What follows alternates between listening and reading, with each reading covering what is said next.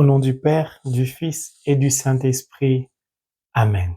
Que la grâce de notre Seigneur Jésus-Christ, l'amour de Dieu le Père et la communion de l'Esprit Saint soient toujours avec nous, chers abonnés, et sur vous qui pour la première fois regardez cette chaîne.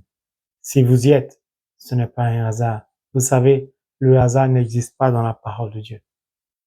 C'est le Saint-Esprit qui vous y a conduit parce que Dieu veut parler à votre cœur. L'heure de votre bénédiction a sonné. Dieu s'empresse et est pressé de vous bénir.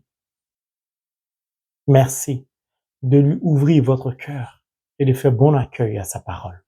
Si vous aimez la parole de Dieu comme je l'aime de tout mon cœur, merci de vous abonner, d'appuyer sur le pouce levé et de partager cet enseignement. Que Dieu vous bénisse in the name of Jesus Christ. Amen. Je voudrais rendre grâce au Seigneur, au Dieu trois fois saint, lui dire merci pour tout ce qu'il m'a donné de vivre le 8 septembre. Et je voudrais, combien dire merci à ma marraine spirituelle, l'Immaculée Conception, la mère des mères, la Vierge Marie, pour sa présence glorieuse au cœur de ma vie, de mon couple et de ma famille. Dis merci, bien sûr, à mon ami intime et personnel, Fezou Kirereu. Et je n'ai pas de mots pour lui dire merci parce qu'il est là en tout temps et en tout lieu, il m'accompagne partout. Mon très cher frère, Nsissi Mfufu, comme le disent les Ehundo du Cameroun, Holy Spirit en anglais, cet ami intime et personnel qui me donne de vivre une relation particulière avec le Dieu trois fois saint, mais aussi avec ma marraine spirituelle. Merci à tous ces anges qui se mobilisent pour mon humble pauvre vie, qui me soutiennent et m'accompagnent dans l'œuvre de Dieu, qui campent autour de mon couple, de ma famille, afin de nous protéger, parce que nous sommes beaucoup attaqués par le diable, mais grâce à Saint-Michel Archange, à son armée, à toute la cour céleste, qui se mobilise pour nous soutenir, tout va bien. Et je voudrais vraiment dire merci à toute la cour céleste. Je ne puis m'empêcher de vous dire merci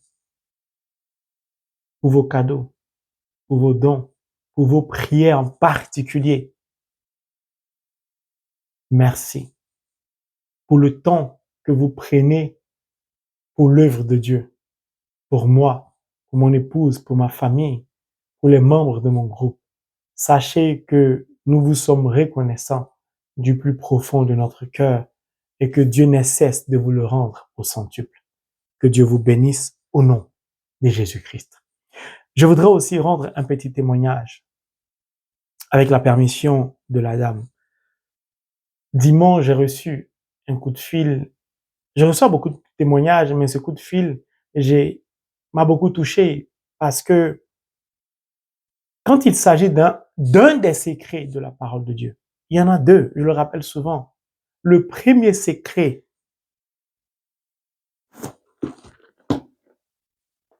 Holy Bible, the Word of God, c'est le seul et unique chemin pour parvenir au Père, pour entrer dans sa grâce. Le premier secret d'un chrétien, pour décoder tous les mystères de sa vie, c'est la parole de Dieu. Pour réussir dans tout, c'est la parole de Dieu. Et au travers de ce premier secret se trouve un deuxième secret. Je vous ai tellement enseigné là-dessus, mais moi, quand il s'agit de ces deux secrets, dont le deuxième découle du premier qui est la parole de Dieu, je ne peux m'empêcher de donner ce témoignage parce que ça va aider beaucoup de personnes. Bref, simple, clair. Le deuxième secret, c'est l'offrande. La dîme, l'aumône, c'est tout. Cette dame qui m'a jamais appelé, qui vraiment n'est pas en contact avec moi de façon permanente, peut-être une, deux fois, elle m'envoyait juste un message d'encouragement et joyeux anniversaire, c'est tout. A été touchée par la parole de Dieu au travers des enseignements. Ce ne sont pas mes enseignements. Je me sers de Dieu, de la parole, pour prêcher. Donc, ce n'est pas mon enseignement. Non. Moi, je veux rester humble. Je me suis servi de la parole de Dieu pour communiquer un message de Dieu qu'on appelle enseignement. Et cette dame a été beaucoup touchée par tous nos enseignements, particulièrement l'enseignement sur l'offrande, la dîme ou l'aumône. Et elle a décidé d'expérimenter cela. Non seulement elle, puis elle y a introduit, conduit son mari. Parce qu'elle est mariée. Ils ont décidé de donner à Dieu. Puis ils ont donné là où ils devaient donner.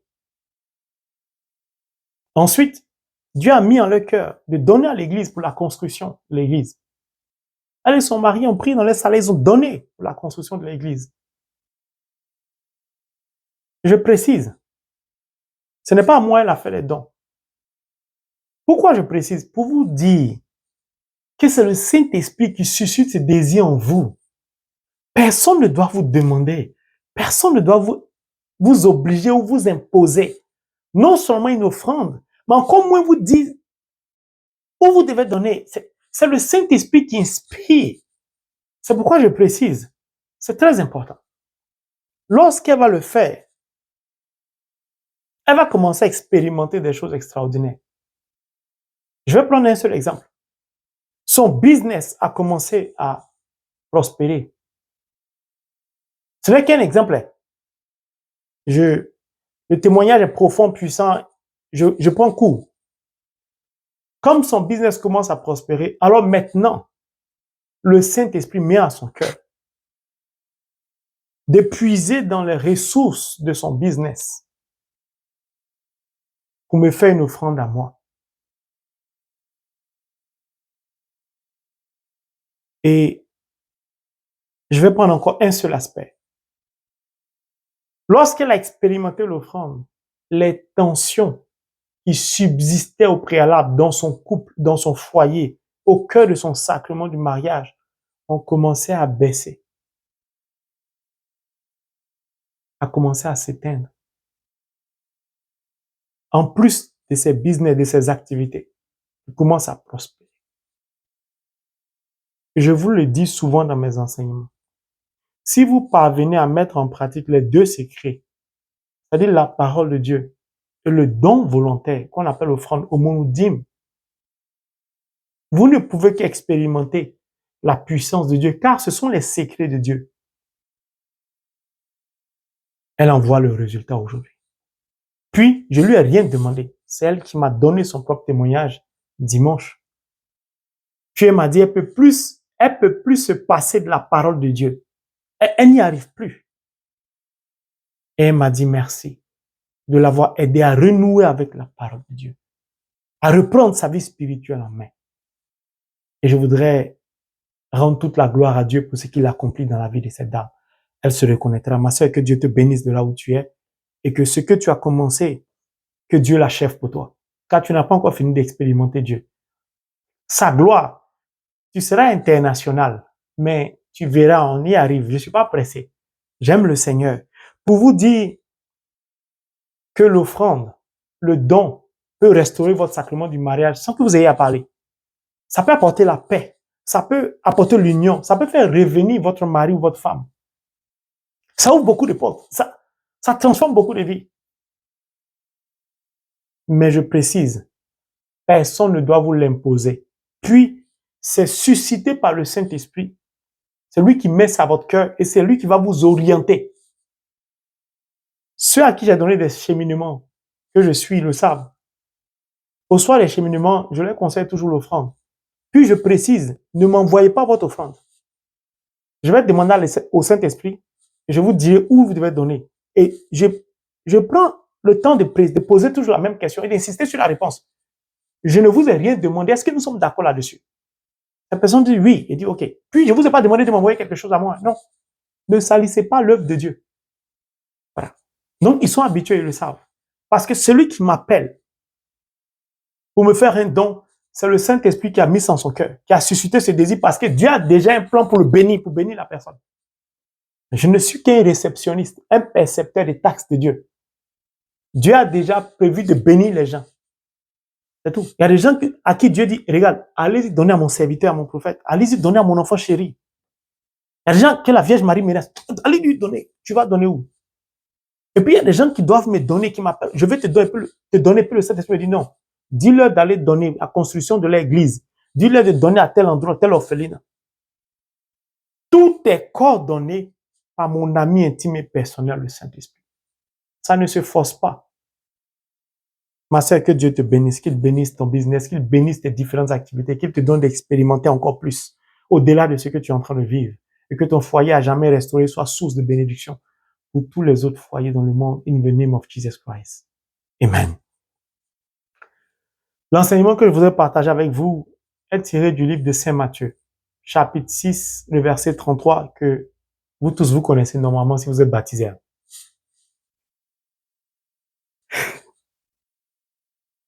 Cherchez d'abord le royaume et la justice de Dieu, et tout cela vous sera donné par surcroît ou par-dessus tout dans certaines versions.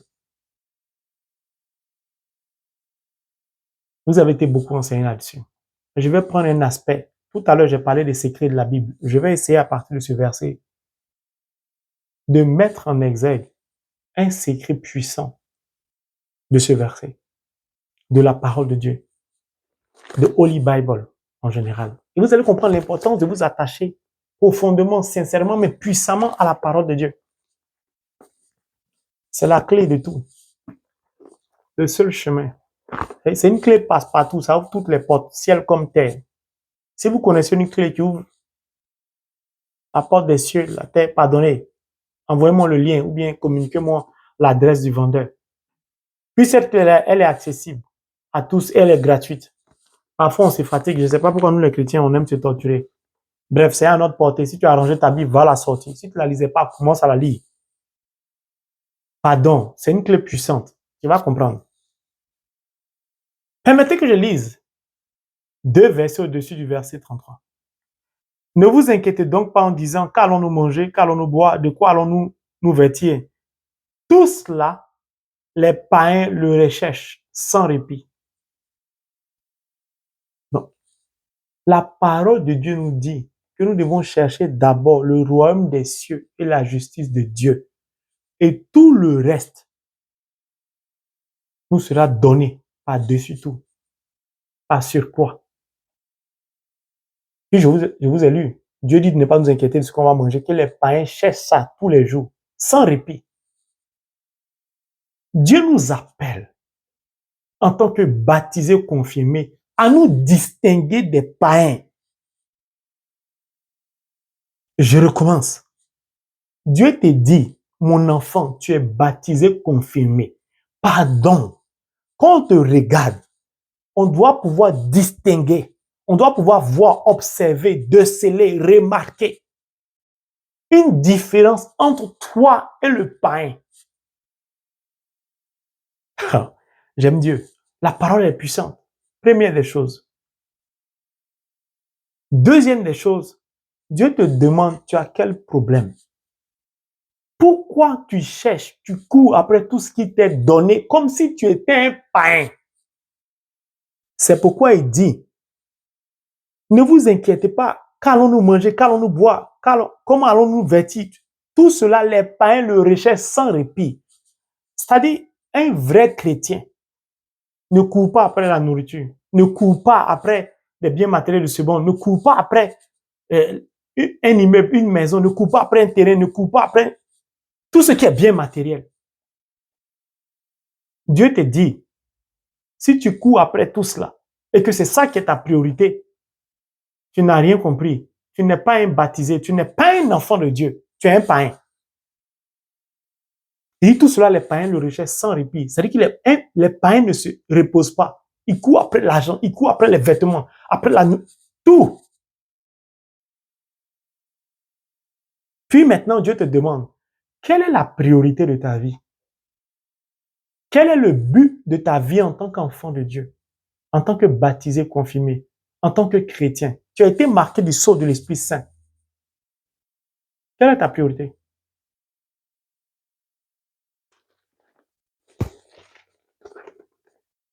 Est-ce que c'est la parole de Dieu? Pourquoi? Parce que la parole de Dieu va t'aider à emprunter un chemin. Tu vas comprendre ça tout de suite. Pour parvenir où? Auprès de Dieu, au paradis, le royaume des cieux. Donc, Dieu nous dit clairement, cherchez d'abord le royaume et la justice de Dieu. Ta vie en tant que baptisé est prioritairement de chercher le royaume des cieux et la justice de Dieu. Beaucoup de chrétiens se demandent, bon, je me demande qu'est-ce que je dois faire en tant que baptisé. Bon, je ne vois pas une lisibilité où Dieu m'attend. Mais, pardon, marque une pause et puis commence à imite ma marine spirituelle. Commence à méditer sur les événements de ta vie. Premièrement, demande-toi, pourquoi j'ai accepté le baptême? Pourquoi j'ai accepté de me faire baptiser? Baptiser, devenir enfant de Dieu, qui suis-je? J'ai déjà fait un enseignement dessus. Tu es obligatoirement un témoin pour annoncer quoi? La parole de Dieu, le royaume des cieux. Donc, tu ne peux pas dire que tu ne sais pas. Bon. Si tu ne sais pas, c'est pas grave, ça arrive. Nous sommes des humains, des êtres imparfaits. Seul Dieu est parfait. Alors, le Seigneur m'envoie, moi, pauvre pécheur, comme instrument pour te rappeler que tu as une mission. Tu es témoin. Puis, revois l'ordre de tes priorités, s'il te plaît. Par amour pour Dieu, je t'en supplie. Fais de la recherche du royaume des cieux et de la justice de Dieu ta priorité. Puis ta priorité absolue. Vous savez, quand vous partez à la poste, vous voulez expédier un courrier. On dit il y a timbre normal. Et puis il y a priorité. Ou bien timbre prioritaire. C'est que ça arrive plus vite. Ou il y a express. C'est-à-dire, ça peut arriver aujourd'hui même. Tout dépend de toi. Quel est ton choix? Dieu te demande quel est le choix. Tu veux te comporter comme un païen, rechercher ce que les païens recherchent sans répit, sans repos, avec acharnement? Ou c'est le royaume des cieux, la justice de Dieu qui est ta priorité? Alors cela m'amène à soulever une question. Et dans cette question se trouve le secret.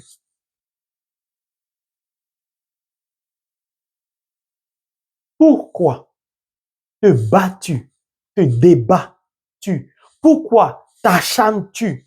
Pourquoi compliques-tu ta vie à chercher, à obtenir ce qui t'est déjà donné? Au lieu de chercher ce qui t'est réservé. Beaucoup de chrétiens sont perdus parce qu'ils se battent pour ce qui leur est déjà donné. Au lieu de se battre pour ce qui leur est réservé. Tu vas comprendre beaucoup de choses aujourd'hui. Mais moi, je ne suis pas allé loin à l'école. Donc, je ne suis pas trop théologie. On va essayer de faire un enseignement terre à terre. On va donner la définition des données et réservées. Parce qu'il a dit, tout cela vous sera donné. Bon, ce qui est donné, normalement, c'est gratuit. Je te donne. Bon, on va essayer de prendre la définition de réservé et donné. Donner. Mettre quelque chose en la possession de quelqu'un. Bon. Par exemple, Holy Bible, the Word of God, nous a été donné. Ça a été mis en notre possession, à notre disposition, gratuitement. Deuxième définition de donner. Mettre à la disposition de quelqu'un, c'est déjà dit. Donc, c'est mettre en la possession et à la disposition. Ça, c'est à ma disposition. Maintenant, c'est à ma possession. Mais ça m'a été donné. Je n'ai pas besoin de me battre pour obtenir ça. C'est un don. C'est gratuit. Même là encore. Bon, avant, j'avais du mal. Comme beaucoup de chrétiens ont du mal à lire la parole de Dieu, à s'attacher à la parole de Dieu, à faire de la parole de Dieu leur priorité absolue. Les gens se réveillent le matin, ils cherchent à se brosser, à se laver, à aller au travail, pour vaquer à leurs occupations quotidiennes. Mais ils oublient de lire la parole de Dieu. Ils oublient de méditer la parole de Dieu. Mieux, ils oublient de l'écouter. Parce que c'est Dieu qui parle. On ne lit pas, on l'écoute. C'est lui qui t'a donné ça gratuitement. C'est un don. Si tu refuses d'utiliser ce qu'il t'a donné, tu t'en fous de ça. Tu l'as rangé, tu l'as jeté, tu ne lis pas. Puis quand tu es coincé, tu cherches à l'appeler, tu lui adresses tes prières. Bon, tu l'as déjà méprisé. Méprisé ce qu'il t'a donné. Et tu lui demandes de te donner quelque chose qui est dans ce qu'il t'a donné. Puis, tu es étonné et tu es fâché, tu es frustré. Qui ne te répond pas? Il t'a déjà donné. Tu veux qu'il te réponde comment? Tu veux qu'il te dise quoi? Il t'a déjà répondu. Bon, ça c'est donné. Je vais prendre des exemples. Vous allez voir. Allons-y dans réservé. Définition de réservé. Destiné exclusivement ou exceptionnellement à une personne, à un groupe ou ainsi de suite. Deuxième définition. S'abstenir d'utiliser immédiatement quelque chose en vue d'une occasion plus favorable. Si quelque chose est réservé, donc, ça veut dire que cette chose-là est destinée exclusivement ou spécialement à une catégorie de personnes. Alléluia. J'aime la parole de Dieu et merci, Saint-Esprit. Saint-Esprit est en train de m'enseigner pendant que je vous parle. J'aime trop quand il fait ça, ça me plaît. Mon ami, j'aime la parole. Mon frère, ma soeur, je t'invite à aimer la parole. Ça sert à rien. Tu cherches à manger tous les jours. Cherche à manger la parole, the word of God. Le pain quotidien descendu du ciel, c'est un don. Alors, une fois que j'ai donné la définition de donner et réserver, je vais prendre des exemples. À partir du verset, Dieu nous dit, cherchez premièrement ou cherchez d'abord le royaume des cieux et la justice de Dieu. Le royaume des cieux est réservé à une catégorie de personnes. Exclusivement. Spécialement. La justice de Dieu est réservée exclusivement, spécialement à une catégorie de personnes. Vous partez à un concert, à une conférence, et puis il y a les sièges devant réservés au président de la République, au premier ministre ou au VIP. C'est que tout le monde vient vite, les gens s'asseyent, ils occupent les places. Places réservées, les gens prennent le temps pour venir parce qu'ils n'ont pas à se battre. C'est réservé. C'est pas réservé pour n'importe qui. Dieu nous invite à chercher, à nous battre pour ce qui est réservé et non pour ce qui est donné. Or, la justice n'existe pas sans amour.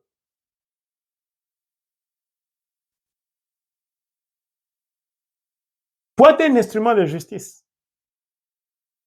pour avoir pour préoccupation la justice de Dieu, il faut être rempli d'amour. Parce que Dieu lui-même est amour. La justice est donc un fruit de l'amour, résulte de l'amour. Qui parle de justice parle de pardon. Pour pardonner, il faut aimer. Parce que la personne t'a fait du mal, a pris ton bien, a fait quelque chose de négatif dans ta vie. La justice lui a donné tort. Mais Dieu te demande de lui pardonner. Maintenant que Dieu a rétabli la justice, il dit qu'il faut lui pardonner. Ah, ça, il y a beaucoup de femmes qui ne supportent pas ça. Il y a beaucoup de garçons. Elle m'a fait ça, mon mari m'a fait ça. Je ne peux jamais lui pardonner. C'est normal. Parce que c'est réservé à une catégorie de personnes spéciales. Quelle est cette catégorie? Ce sont nous les baptisés confirmés. Nous qui avons été marqués du sceau de l'Esprit Saint. Nous qui sommes devenus enfants de Dieu et qui maintenons toujours notre statut filial.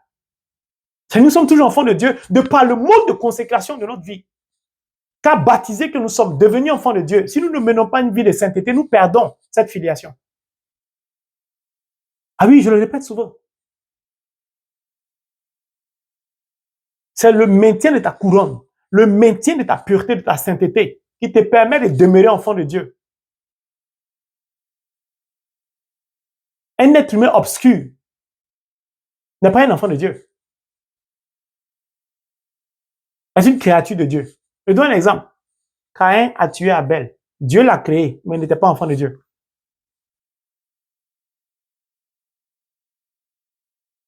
C'est le Saint-Esprit qui nous donne de comprendre, de percer les mystères. Est-ce que tu fais de la justice de Dieu ta priorité? Dans ton travail, dans ton couple, ainsi de suite. Je vais loin.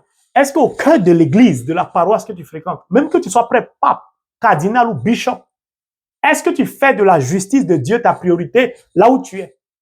Notamment à l'église. Première chose. Si tu n'es pas capable de faire de la justice de Dieu ta priorité, ça veut dire que tu n'es pas chrétien, tu n'es pas enfant de Dieu. Pourquoi? Parce que la recherche constante d'un équilibre dans l'environnement dans lequel tu te trouves glorifie le nom de Dieu. Car chacun y trouve sa place et son bonheur. Puis la justice conduit au pardon. Tout ça pour dénominateur commun, l'amour. Or, la justice, le pardon, l'amour, tout ça, je les rassemble en un chemin qui te conduit directement au paradis, auprès de Dieu.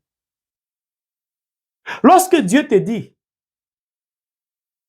de chercher la justice de Dieu, c'est pour que tu puisses emprunter un chemin. Il t'indique ainsi un chemin. Ce chemin-là te permettra de parvenir au royaume des cieux, au paradis, à la vie éternelle. Car là-bas, en tant qu'enfant de Dieu, une place t'est réservée. Elle n'était pas donnée. La place t'est réservée. Elle n'est pas donnée. Je donne un autre exemple. Vous prenez Luc, chapitre 23, partie du verset 39, et ainsi de suite. Celui qu'on appelle le bon larron. C'est un païen, un criminel, un gangster, un malfrat, un malhonnête, un homme obscurci et obscurantiste. C'est-à-dire qu'en lui, tout est lugubre, macabre. Il n'y a point de lumière. Lui, il est suspendu comme le Christ, à côté du Christ, le sauveur de l'humanité. Regarde, tu es malade. Mystiquement, on te fatigue la nuit. Et regarde bien la croix.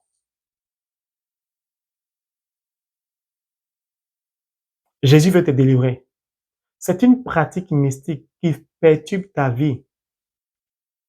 Cet esprit-là détruit ta vie maintenant, au moment où je te parle. Regarde bien cette croix.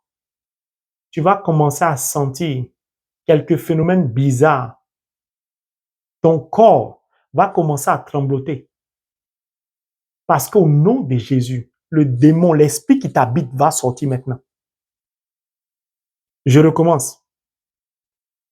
L'esprit qui te fatiguait va commencer à sortir.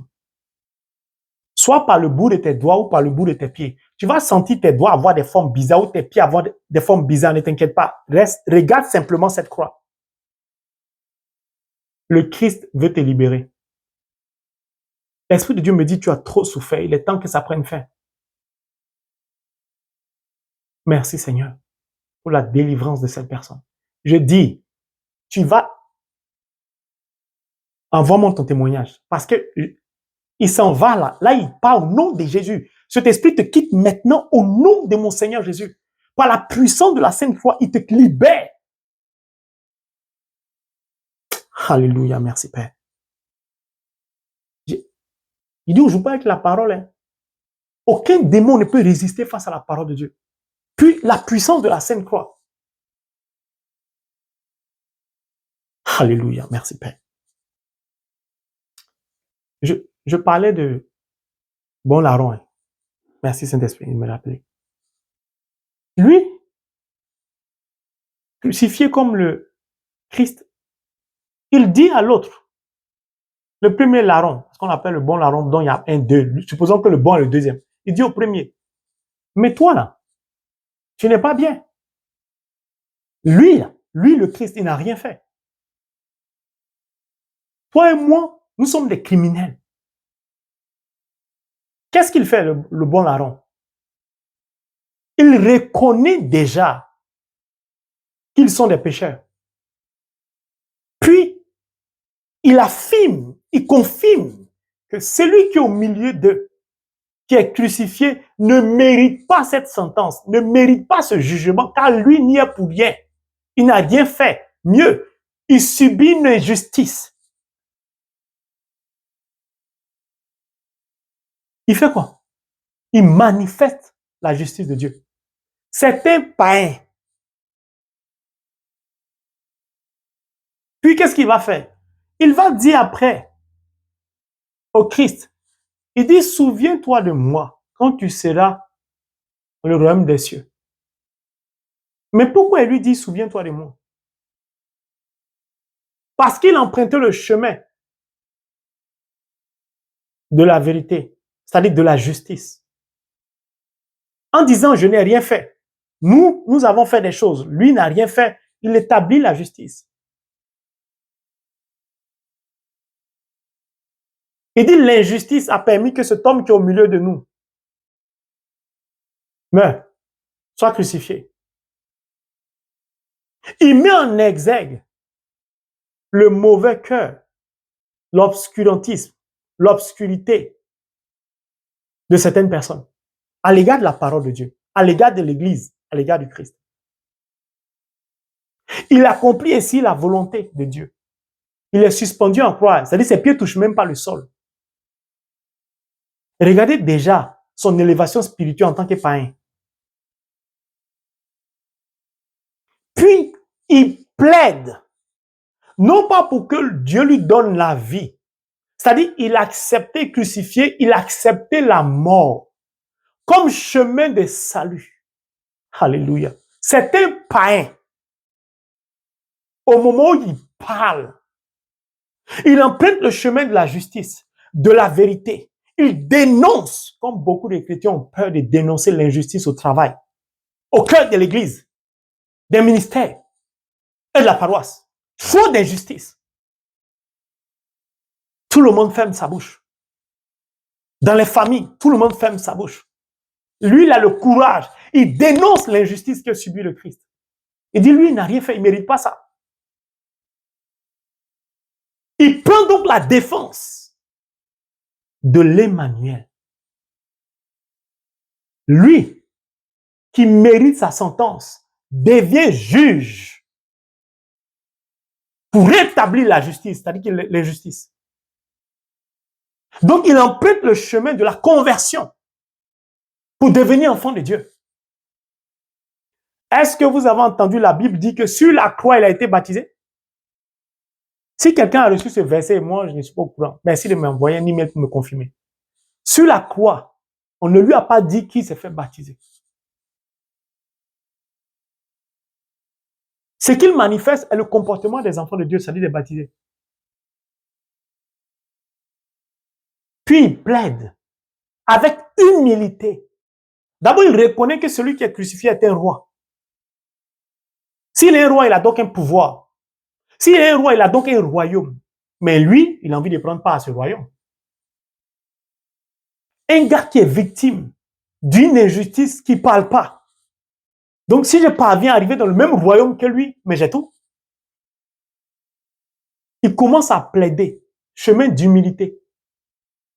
Souviens-toi de moi quand tu seras dans ton royaume. Il dit, je sais qu'une place m'est réservée, mais je ne peux pas y accéder. Il me faut me battre. Mais pas me battre selon la chair, c'est-à-dire violemment. Il me faut me battre spirituellement. Me battre spirituellement, c'est mettre en pratique la parole de Dieu, c'est-à-dire témoigner, manifester, être un instrument de justice, de dénonciation de l'injustice qui résulte de l'amour profond à l'égard de son prochain. Alléluia. Mais la réponse du berger à la bergère, tu approches d'un roi, tu reconnais sa royauté, tu empruntes le chemin qui conduit au royaume, mais Jésus va lui dire, aujourd'hui même, tu seras avec moi. C'est-à-dire que pendant que nous sommes crucifiés, ta place qui est réservée, je viens de passer un coup de fil, c'est certifié. Ils sont suspendus en l'air. Ils n'ont pas le don de la lévitation qu'on parle de Pio.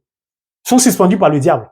Mais même suspendus par le diable, regarde sa prière, suspendu par le diable, il parvient quand même, dans cet état de suspension diabolique, à entrer au paradis. Toi, tu as les 2 pieds sur terre. Et tu vas me dire que le diable a un pouvoir sur toi? Que le diable traumatise ta vie? Tu es sérieux ou sérieuse? Comment tu lis la parole comment? Bon, c'est pas grave. C'est pourquoi Dieu t'a conduit ici, pour que tu comprennes bien. Parce que Dieu lui-même veut t'enseigner personnellement. Ils sont suspendus par le diable qui veut les tuer. Dans cette obscurité, dans cette pénombre, il emprunte quand même le chemin de la justice. Et toi, tu vis des situations difficiles, tu es découragé, tu jettes l'éponge. En tout cas, ça là, moi je ne peux pas. Je suis fatigué, ça là, on ne peut pas continuer à faire de Dieu là. La justice ne doit jamais quitter le cœur d'un chrétien. Car c'est le chemin du paradis. Car ça résulte de l'amour. L'amour est le fondement de la parole de Dieu. Soit on aime Dieu ou on n'aime pas. C'est-à-dire que tu aimes ton prochain ou tu ne l'aimes pas. On ne peut pas aimer avec semblant. Qui aime peut se sacrifier. Lui, il est prêt à mourir. Il ne dit pas à Dieu, donne-moi de vivre sur terre. J'ai reconnu que tu es le roi, maintenant fais-moi descendre. C'est la prière de l'autre. La prière de l'orgueil. Si tu es vraiment le Fils de Dieu, si tu es vraiment le roi, sauve-toi et sauve-nous. Lui, il cherche à vivre. Le premier, Larron. Le deuxième, lui, il cherche à mourir sur la terre. C'est-à-dire à tuer la chair pour parvenir à la vraie vie. L'autre cherche, le premier cherche la vie charnelle. Lui, il cherche la vie spirituelle. C'est que la mort ne le ferait plus. Toi, tu es baptisé, confirmé, tu as peur de la mort. Tu as peur de la mort, pourquoi? C'est le chemin qui te mène à la vraie vie. Il y a quoi sur la terre ici? Tu vas payer les impôts, les factures. Tu n'es pas fatigué. Mon frère, ma soeur, j'aime trop la parole de Dieu. C'est-à-dire, il est en l'air. Il ne demande pas la vie sur terre. Il cherche la vraie vie. Maintenant, revenons à ce qui nous est donné, sinon la vidéo sera trop longue. Il y a trop de choses à dire. Bon. La terre nous est donnée par Dieu. Le pétrole nous est donné par Dieu. Tu es chrétien, baptisé. Tu te bats pour acheter un sac de riz. Tu te bats pour acheter de la banane, pour acheter des pommes de terre. Tu te bats pour acheter de la nourriture. Tu travailles nuit et jour pour pouvoir manger. C'est-à-dire que tu te bats pour obtenir ce que Dieu t'a déjà donné. Bon, asseyons-nous un peu. Est-ce que c'est sérieux? C'est-à-dire que ça t'est donné. Et toi, tu te bats pour quelque chose qui t'est donné. Pourquoi tu te fatigues? Dieu veut nous dire simplement, ne m'adressez pas à un certain nombre de prières parce que ça n'a pas de sens. Tu cherches à acheter un terrain, à construire un immeuble, acheter un pavillon. Tu cherches à acheter une voiture. Tout ce que tu cherches là, les païens cherchent ça, mais pire que toi. Ils sont acharnés. Eux, ils sont païens. Toi, tu es chrétien. Distingue-toi d'eux. Pourquoi tu cherches la même chose qu'eux? Pire, ce que les païens cherchent ou recherchent, toi, c'était donné gratuitement. Vous savez, parfois, nous, les chrétiens, c'est dommage. On passe à côté de beaucoup de choses. Regardez. La Sainte Croix nous est donnée gratuitement. C'est un pouvoir spirituel que nous avons, nous les catholiques. Bon, si d'autres religions utilisent la croix, moi je ne connais pas, je parle de la religion que je connais. C'est un pouvoir. C'est une puissance. Puis, dans les maîtresses de notre Seigneur Jésus-Christ, se trouve notre guérison. La guérison nous est donnée. C'est pourquoi la femme qui saigne va toucher la frange, elle est guérie. La guérison t'est donnée. Et puis tu cries matin, midi, soir, Seigneur, guéris-moi. Cela t'est donné. Le problème, quel est le chemin que tu as emprunté toute ta vie? Est-ce que tu as fait de la recherche du royaume des cieux ta priorité? Est-ce que partout où tu es, même dans cette maladie, tu te bats pour la justice de Dieu? Quand le bon larron l'était suspendu démoniaquement, mais il cherchait le chemin de la justice et de la dénonciation de l'injustice. Et il plaidait avec humilité. On se bat pour ce qui est inutile. Et catholiques que nous sommes, nous avons tellement de pouvoir et de puissance, d'âmes qui nous sont données. Par exemple, la Vierge Marie, le chapelet, c'est une puissance qui nous est donnée.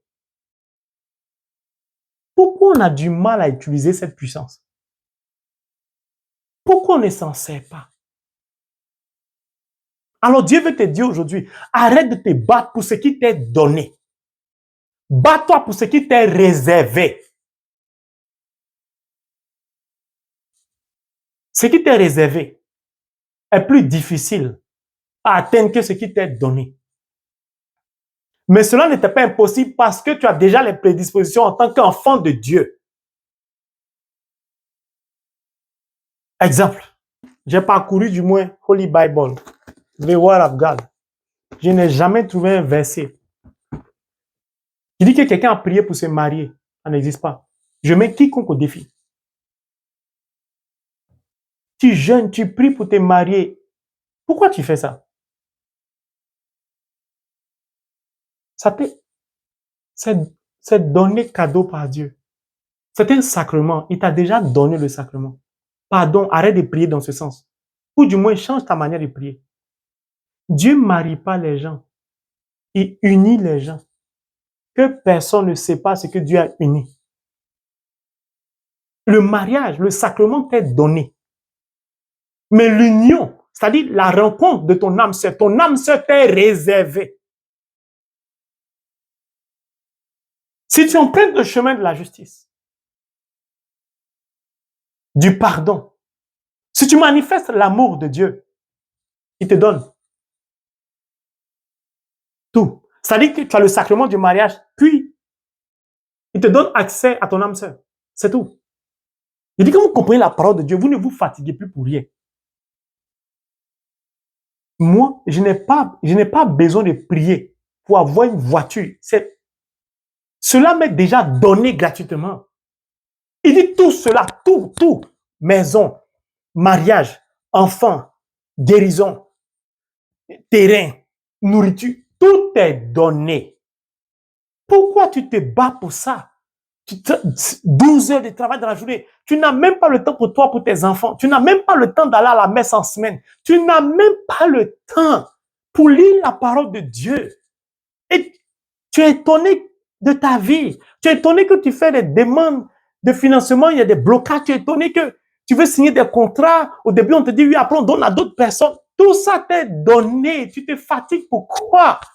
Parce que tu ne cherches pas ce qui t'est réservé. Bats-toi pour ta place qui t'est réservée dans les cieux. Et emprunte le chemin indiqué simplement. Moi, je ne prie plus pour un certain nombre de choses. Seigneur, c'est Dieu, je n'ai pas à manger. Je ne perds pas mon temps pour ça. C'est me donner gratuitement. Vous voulez que je prie pourquoi? Nous sommes marqués du sceau de l'Esprit Saint à compte de notre héritage. L'Esprit Saint nous est réservé. Il ne nous est pas donné. Les dons spirituels nous sont donnés. C'est pourquoi Saint Paul pouvait aligner les gens. Et puis, il répand le Saint-Esprit sur eux. Et puis, ils ont des dons, ils parlent en langue, ils commencent à avoir des visions. L'Esprit Saint est une promesse du Christ. C'est réservé à ceux qui ont un niveau de vie, un mode de vie dans la sanctification et sanctifié. Dont le niveau de consécration de la vie témoigne de leur pureté. Si tu as celui qui donne les dons spirituels, est-ce que tu as besoin de demander un don? L'onction nous est réservée, nous est pas donnée. Les miracles nous sont donnés. Vous allez me dire, si tu as celui qui opère les miracles, qu'est-ce qui peut t'effrayer? Un pêcheur de poissons. Abidjan les appelle en Côte d'Ivoire les Angoulans. Pierre, un homme qui n'est pas instruit. Toi, tu cherches à ce que tes enfants soient diplômés, non. Lui, Pierre, il n'est pas instruit. Quand il parle, les gens se moquent de lui. On dit qu'il parle mauvais français. C'est une manière de parler en hébreu. Mais quand il s'est exprimé devant le Sanhédrin, on dit, mais qui est celui-là? Il n'est pas instruit. Il ne peut pas s'exprimer comme ça. Parce que l'expression nous est donnée. Vous voulez que je parte chercher quel diplôme? Ça ne veut pas dire ne pas partir à l'école. Attention, il est bon d'être diplômé. On vit quand même la réalité. Mais faites de ça une priorité absolue. Il y a des gens qui sont prêts à s'endetter pour que les enfants fréquentent à l'université d'Harvard. Moi, je peux rentrer, tu peux avoir un diplôme d'Harvard, tu peux ne jamais rentrer là-bas. Parce que celui qui me donne accès à toute la porte, c'est mon ami intime. Toi, tu as besoin d'un diplôme pour avoir des relations. Moi, je n'ai pas besoin des relations. Je commande et puis ça vient. C'est pas un débat. C'est une question de parole, de puissance. C'est pas moi qui ai écrit ça, c'est pas moi qui ai donné, c'est un don. Il m'a donné la parole, il dit de l'utiliser. Vous voulez que j'ai peur de quoi? Les chrétiens, on se fatigue parfois. La Bible dit que Pierre, un pêcheur de poissons qui n'est pas instruit, quand il parle, son expression fatigue ceux qui ont doctorat en sagesse. Il dit, mais il n'est pas instruit, comment il fait? Tu ne sais pas parler le français, ou ta langue, je ne sais pas, anglais ou anglaise, ou tu ne sais pas parler l'espagnol, ou tu ne sais pas, c'est pas un problème. On s'en fout. Permettez-moi l'expression. Vous pensez que Dieu regarde les choses comme ça pour nous utiliser? Moi, j'ai niveau CP1. Et puis, Allah, Matassa, Mariam va à l'école. Mamadou joue à la balle ou au ballon, je ne sais plus, je ne me rappelle plus. C'est là, je me suis arrêté à l'école. Mais quand je pêche, ça touche votre cœur. Puis, moi-même, là, je suis obligé d'écouter mes enseignements plusieurs fois pour comprendre la profondeur de ce que je dis. C'est la preuve que ce n'est pas moi qui parle, c'est le Saint-Esprit qui parle. Un homme peut ne pas comprendre ce que lui-même dit. Moi-même, souvent, il m'assoit et me dit, mais je n'ai jamais compris ce passage biblique comme ça. Pourtant, c'est moi qui ai fait l'enseignement. Ce n'est pas moi qui parle. L'expression orale nous est donnée. C'est tout. Il faut avoir celui qui donne tout ça. Il s'appelle le Saint-Esprit. Tout nous est donné. Pierre, la Bible dit quand Pierre passe, son ombre guérit les malades. Lui, il est qui? C'est-à-dire que les miracles ont été donnés à Pierre. Pourquoi? Il a reçu celui qui fait tout ça. C'est tout. Il a reçu la clé de l'église. Voici la clé ici, la parole de Dieu. Tu lis la parole, tu la médites, elle est en ton cœur. Tu as la clé, tu as tout. Tu jeûnes, tu pries pour avoir un enfant. Dieu dit, multipliez-vous. L'enfantement nous est donné. Ce qui fait qu'on n'arrive pas à avoir d'enfants, c'est parce qu'on n'emprunte pas le chemin de la justice. C'est parce qu'on n'aime pas Dieu. C'est parce qu'on ne mène pas une vie de sanctification. C'est parce qu'on néglige la parole de Dieu. Sinon, ça nous est donné. Puis, quand on essaie de prier, de lire la parole de Dieu, on dit, on m'a trop opéré. J'ai fait trop de fausses couches. Ils ont enlevé mes trompes. Ils ont enlevé mes ovaires. Tu n'as pas encore compris ce que tu as lu. Il n'a pas besoin de tout ça pour te donner un enfant. C'est un don. Pourquoi tu te fatigues? Il dit de te fatiguer, de te battre pour conformer ta vie à la parole de Dieu, puis pour être un instrument de justice, c'est-à-dire de paix. Tout. Puis pardonne à celui qui t'a fait du mal. Puis là où il y a l'injustice, là où il y a la corruption, là où il y a le mensonge, quitte là-bas ou apporte la lumière. C'est tout ce qu'on te demande. Cet enseignement-là, je peux faire 3 heures parce qu'il y a tellement de secrets. Je veux t'emmener à sortir de ta léthargie, à sortir de tes difficultés, de ta misère, parce que tout est donné. Regarde, Dieu ne donne pas l'argent à quelqu'un parce qu'il ne fabrique pas l'argent. Les billets de banque, c'est du papier. Ça n'a même pas de valeur aux yeux de Dieu. Et on s'entretue, on s'entre-déchire pour des billets de banque. Dieu donne l'or noir, c'est-à-dire le pétrole. Même ça, il nous a donné. Certains pays vont s'accaparer, ils vont faire la guerre à d'autres pays. Ça n'a pas de sens comment nous nous comportons. Et Dieu compte sur nous, les chrétiens, pour rehausser le niveau. Diamant, l'or.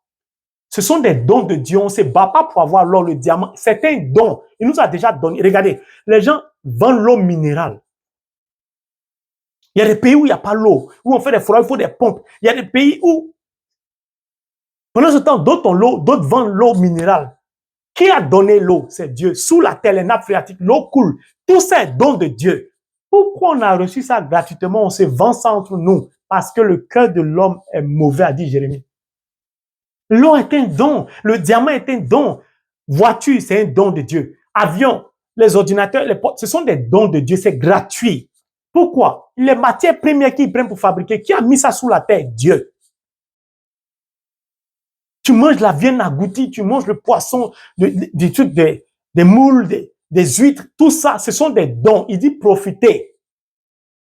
Mais ça ne doit pas être votre priorité. La priorité, c'est la richesse du royaume des cieux, c'est-à-dire la justice, le pardon, l'amour, la paix, la richesse de la bonté, la maîtrise de soi, les fruits de Galates chapitre 5 de l'Esprit Saint. Mon frère, ma sœur, c'est pourquoi je suis venu te dire aujourd'hui, laisse la guérison, c'est un don.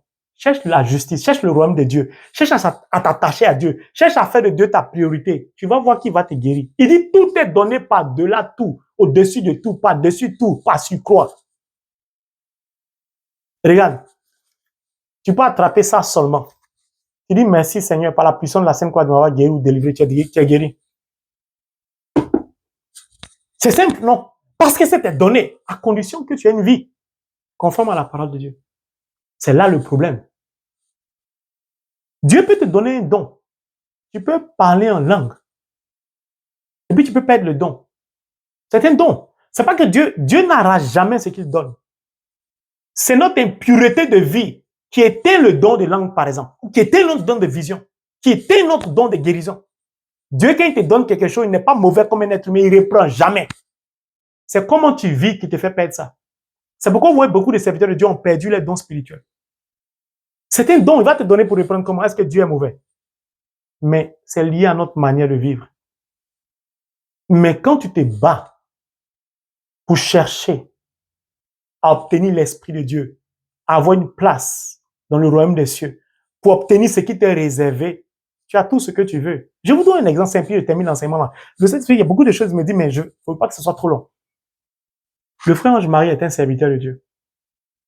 Supposons que je suis célibataire. Gloire à Dieu, je suis déjà marié. Donc, c'est pas à peine de me faire des clins d'œil.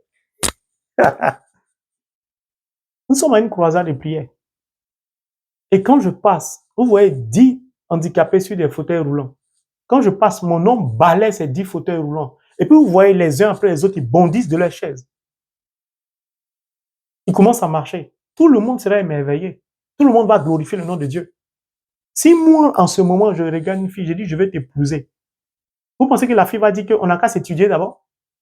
Elle va sauter sur moi, elle va me dire oui. Là, elle va pas dire, apprenons à nous connaître histoire, géographie. Qui est fou? Chacun, ou un de l'éternel, le gars, il passe les fauteuils roulants, les gens bondissent. Je vais réfléchir sur lui. Mais je veux un gars comme ça. Vous avez vu? Parce que j'ai obtenu ce qui m'était réservé, c'est-à-dire l'onction. Je suis parvenu à avoir l'onction de Dieu. Ça déclenche tout ce qui m'est donné, vient à moi gratuitement. Quand j'ouvre ma bouche, cela m'est accordé. Peut-être parmi les 10 pratiques qui ont commencé à marcher, un homme riche va dire, je t'offre un jet privé, je t'offre une maison. Vous avez vu que c'était donné.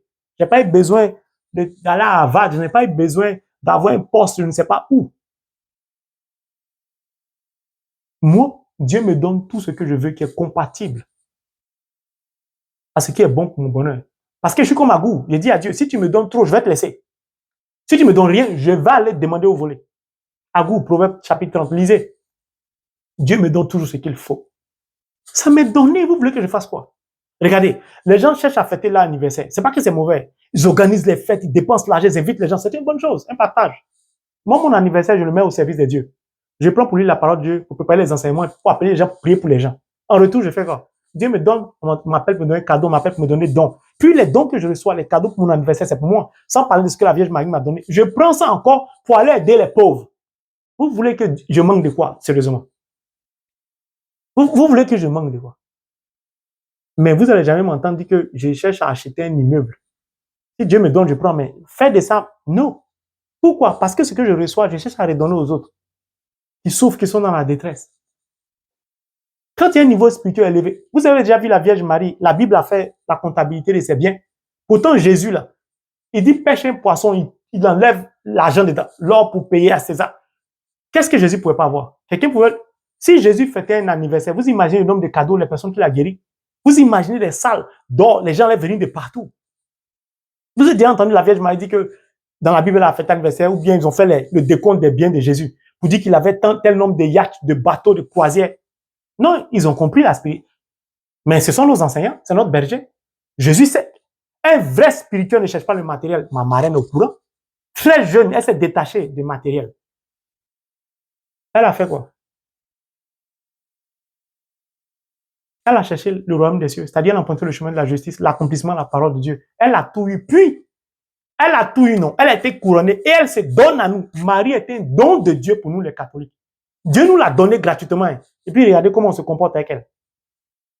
Par contre, les qualités de Marie nous sont réservées. Tout le monde n'a pas accès aux qualités de Marie. Humble, silencieuse, femme vertueuse qui médite, qui réalise, garde le silence. Les qualités de Marie nous sont réservées. C'est pourquoi je dis, n'importe qui ne médite pas le rosaire.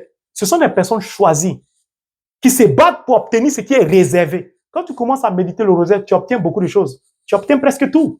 En tout cas, moi, j'ai obtenu tout. Mariage, tout. C'est tout. Puis Marie a fait quoi? Ce qui lui a été donné, elle nous a donné. Quand on est chrétien, on ne cherche pas à demander. Dès qu'on reçoit, on cherche à donner. Tu veux fêter ton anniversaire. Regarde, fais comme une de mes sœurs qui est dans mon groupe. Elle prend son argent d'anniversaire. Elle prépare pour donner aux enfants pauvres. Elle dit, venez manger. Ça ne veut pas dire qu'on ne peut pas. Les gens peuvent organiser ton anniversaire, c'est bon. Mais toi-même, là, plus tu t'élèves spirituellement, plus beaucoup de choses ne te disent plus rien. C'est tout. Ça ne veut pas dire que fêter un anniversaire, c'est mauvais. Non, je parle de l'élévation spirituelle. Et je parle des décomptes des biens matériels que la Bible ne nous dit pas que Marie avait. Salomon était riche. Ézéchias construisait des maisons pour stocker l'or. Mais on ne nous a jamais dit que Jésus était riche. Abraham était riche. On ne nous a jamais dit que Marie était riche. Si Abraham, le père de la foi, était riche, regardez son niveau spirituel, tellement élevé. Imaginez pour la Vierge Marie. Elle qui n'a pas cherché de biens, mais qui avait tout.